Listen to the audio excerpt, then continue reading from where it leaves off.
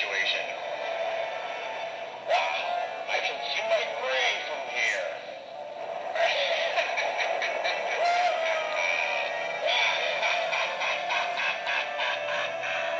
Calla ya, calla ya. Much better. Este ha perdido la cabeza.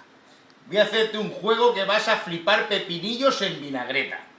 Mira, la desaparición de la botella de champán. The disappearing bottle champagne disappearing. Mira, fíjate bien.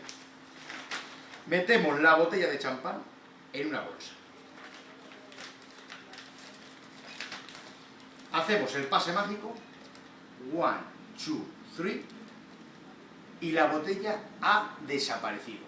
Y ahora viene la parte más difícil. 1, 2, 3. Y la botella vuelve a aparecer. Yo sé que no lo creéis, pero lo voy a hacer para los que no lo hayan pillado de principio. Fíjate, botella de champán. Se ve claramente a través de la bolsa. Ahí. ¿La veis, no? ¿La veis? Desaparición de la botella. 1, 2, 3. Señoras y señores, desaparición de la botella. ¿No os ha gustado? ¿No os ha gustado? ¿Seguro? Bueno, pues mira, os lo hago otro día y ya está.